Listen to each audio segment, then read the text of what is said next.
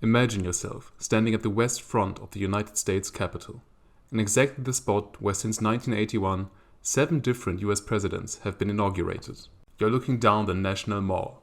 On Inauguration Day, you would see thousands of spectators, but today, you see just under a mile of empty grass. Beyond that, the Washington Monument is standing proudly in the distance, and even further beyond that, you can still make out the Lincoln Memorial. Now, imagine a line that runs from your position straight through the middle of the National Mall. Along this line, every American household will be placed according to their wealth. The further you are towards the Washington Monument, the more wealth you possess. For this visualization, being 1 mile away from where you're standing means being worth $10 million. Being half a mile away means being worth $5 million. Being where you are means having no wealth at all. Now, if you were to keep your gaze towards the Washington Monument, you wouldn't even be able to see the bottom 30% of American households, since they possess negative net worth and would be located right behind you. The first millionaire is situated at the end of the green line, 176 yards away from you.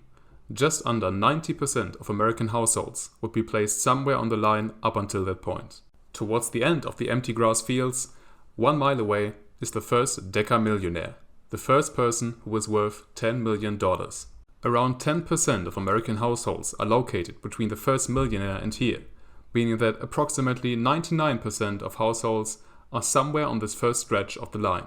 Since 1 mile equals $10 million, the first billionaire is located 100 miles down this line, across 2 state borders inside the Appalachian Mountains of West Virginia, impossibly far removed from the National Mall we started out with. But this is only where someone with $1 billion of net worth would be located. So let's pick out Bill Gates and Elon Musk and see where they would be on this line to put their amount of wealth into perspective.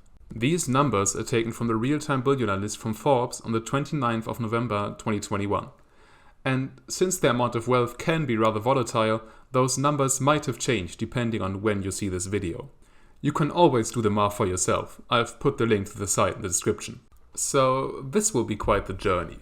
With a net worth of $137.5 billion, Bill Gates is 13,750 miles away from us.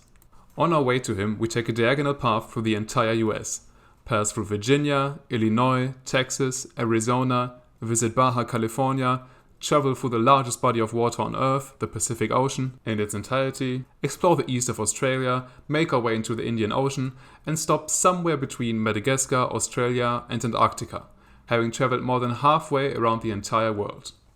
This is the place where Bill Gates would be located. Now, let's go find Elon Musk. From where we are situated right now, and with a net worth of $282.5 billion, it is another 14,490 miles until we reach him.